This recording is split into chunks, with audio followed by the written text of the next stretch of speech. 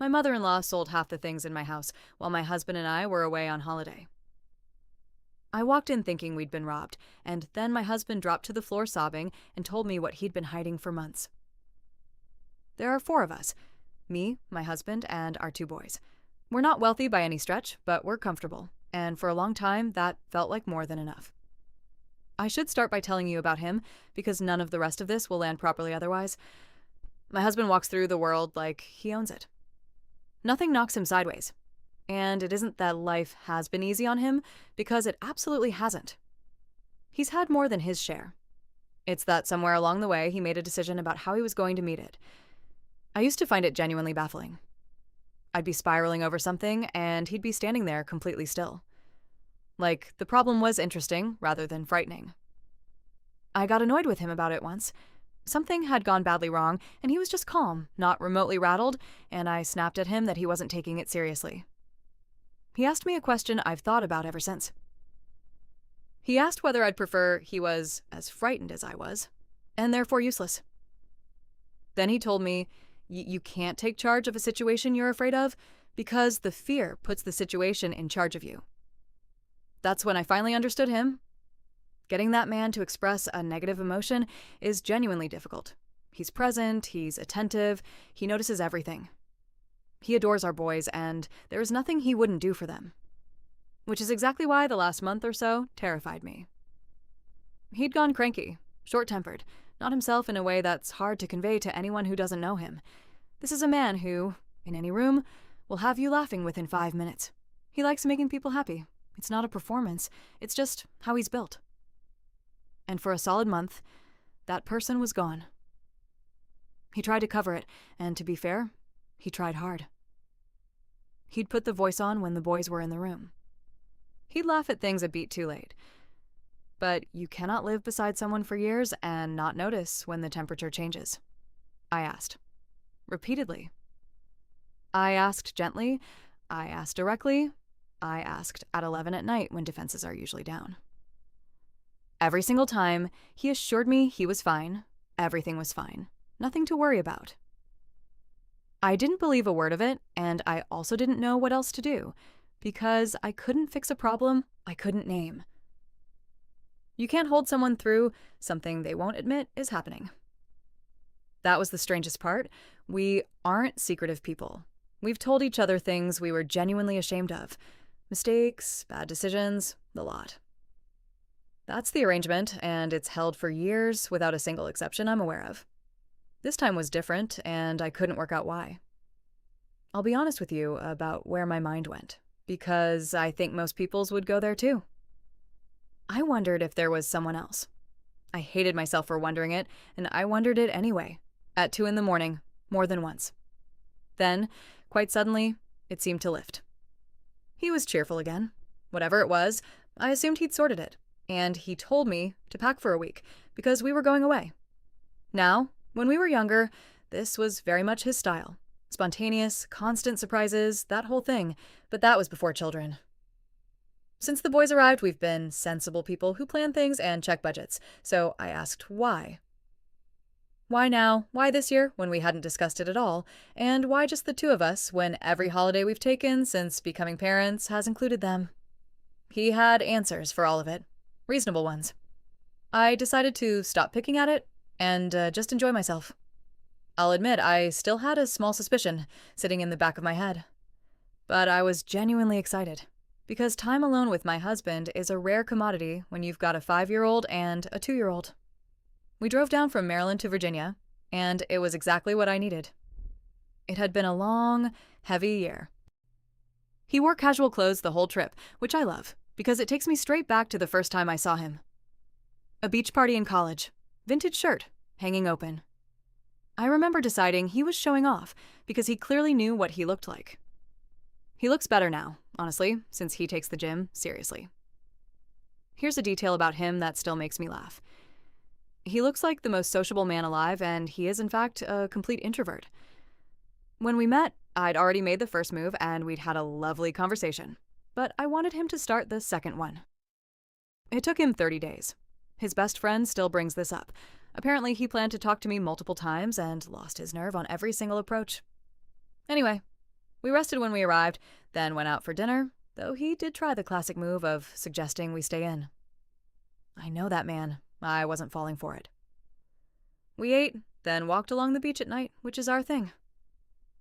We sit, we let the wind do whatever it does, and we end up having the most honest conversations we ever have. The rest of that week was beyond anything I'd expected. He had planned every single day, not loosely sketched out, properly planned, down to booked tables and timed drives. He wouldn't let me pay for one thing, not once. I tried 3 separate times and got politely defeated on all 3. When I asked why he was spoiling me like this, he said he didn't need a reason to spoil his wife. Looking back at that sentence now does something to my chest. I spent the drive home planning how to do something equally special for him. Something he wouldn't see coming. I fell in love with him all over again that week. I already knew what I had, but it was a reminder with volume. I kept thinking about what I'd done to deserve him. The way he takes care of me. The way he's only ever had eyes for me. Women flirt with him constantly, and I mean constantly, and it has never once bothered me. If anything, I find it funny. He's beautiful, and he's mine. And every time it happens, he does this thing without me ever asking. He'll pull me in, kiss my forehead, and carry on. He's reassuring me about something I've never needed reassurance about. I love it more than I can explain. We'd spoken to the boys twice a day, every day, morning and evening. They were staying with his mother. We drove home. I was so ready to see my kids that I barely noticed the last hour of the journey. I opened my front door, and half of my house was gone. Not messy, not ransacked. Gone.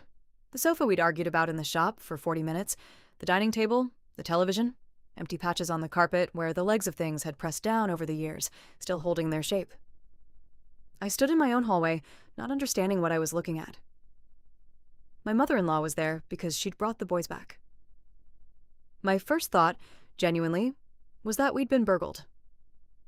So I asked her, fairly urgently, why on earth she hadn't told us someone had broken in while we were away. She looked at me like I was speaking another language, completely confused, visibly trying to work out what I was even asking her. So I said it plainly. Why is my house empty?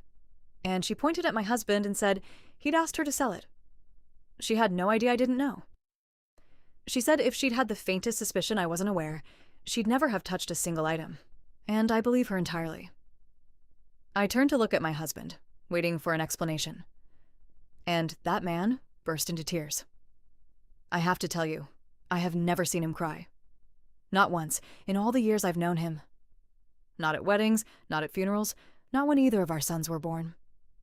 He cried like a child, right there in our half-empty living room, in front of his mother, with our 2 boys somewhere in the back of the house. Every ounce of anger I had drained straight out of me in about 2 seconds. I stopped being furious and started being frightened because whatever this was, it was enormous. And a man like that does not break over furniture. They're just things. We can replace things. That's genuinely how I felt standing there, but my heart was breaking watching him.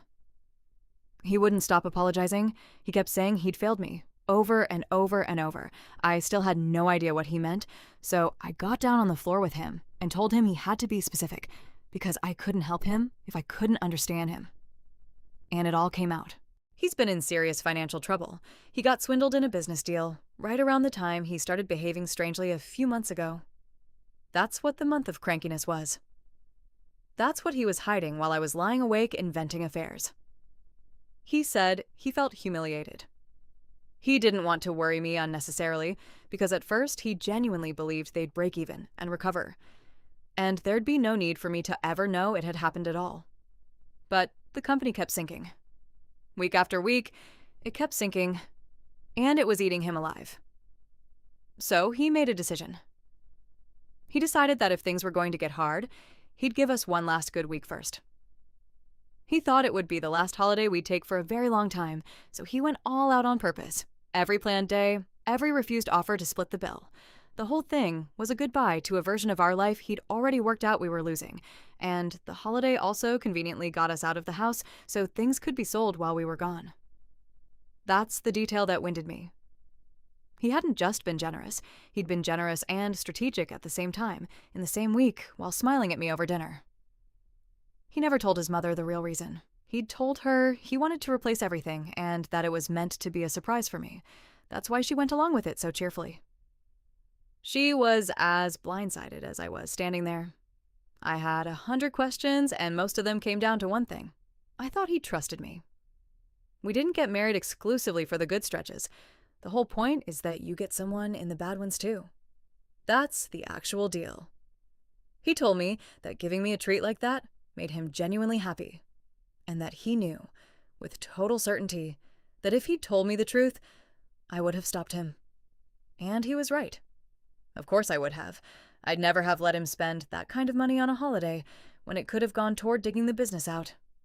It might not have fixed everything, but it would have moved us in the right direction. So here's where we've landed. If my husband isn't in a state to handle this, then I'll handle it. I'll manage him and I'll manage the house. I work a 9 to 5 and I run a side business, so we'll survive this. It won't be comfortable, and there will be months I don't enjoy, but we'll survive it.